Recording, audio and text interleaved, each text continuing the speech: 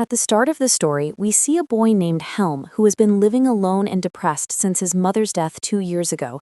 His mother drowned in a lake near their home, but Helm suspects his stepmother, who was his father's secretary before marrying him after his mother's death, may have killed her. He also believes his father might have supported his stepmother. Helm's relationship with his father is strained, and he avoids staying with his father and stepmother, spending most of his time in a tree house he built in the nearby forest. There, he develops a habit of spying on people in the forest with binoculars, recording his observations and personal thoughts in a diary. One day, his stepmother reads his diary, which contains details about the people he spies on and even compliments her beauty. After reading it, she visits his treehouse, seduces him, and they become intimate. Afterward, she blackmails Helm and forces him to leave for another city to prevent him from turning his father against her. In the new city, Helm is penniless, homeless, and hungry, spending a night on a building's rooftop. The next morning, he sees a woman named Kate, who strikingly resembles his late mother, mistaking her for his mother at first. Helm follows her and discovers she's a hotel manager. Desperate for work, he asks her for a job,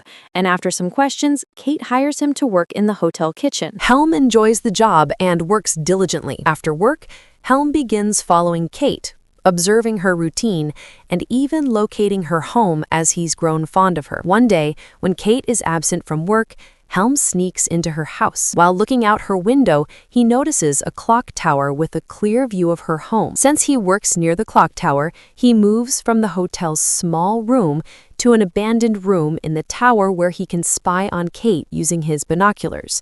He watches her daily activities, like dancing and working. One day, while spying from the clock tower, Helm sees Kate with a senior hotel staff member, and they appear to be having fun. The next day, the same senior stops Helm from going to the clock tower, saying only senior staff are allowed. Later, Kate asks Helm how he likes his job, and he says he enjoys it, which pleases her. That night, while spying from Kate's rooftop through a glass skylight, Helm sees her with the senior again, and overhears that the senior is married with 2 children, revealing an affair with Kate. This upsets Helm, reminding him of his suspicions about his father and stepmother's affair, which he believes led to his mother's death. Convinced his stepmother and father conspired to kill his mother, Helm files a police complaint against his stepmother, claiming his father is complicit. The next day, Kate offers Helm a front desk job at the hotel, which he accepts and enjoys, even making a friend. However, while spying on Kate from the clock tower, the senior catches him and threatens to have him arrested and fired. Helm counters by revealing he knows about the senior's affair, blackmailing him to keep quiet. They agree to keep each other's secrets. Later, Kate wishes Helm a happy 19th birthday, and his coworker friend insists on a party. Kate encourages Helm to celebrate, and they plan to go to a bar that night. At the bar, Helm, Kate, and his friend drink, but the friend leaves after drinking too much. Helm and Kate continue drinking and talking late into the night. Kate, intoxicated, takes Helm to her home and tries to get close to him, but he's not ready and they sleep without anything happening.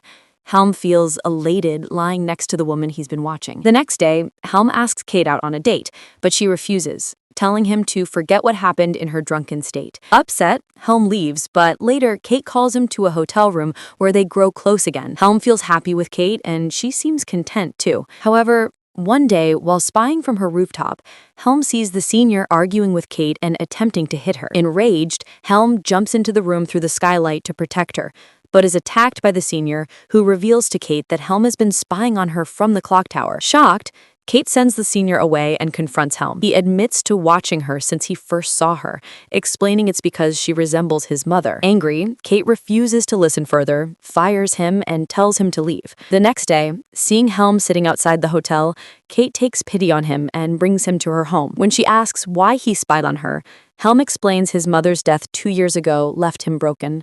He loved his mother deeply and never recovered from her loss. After her death, his father remarried.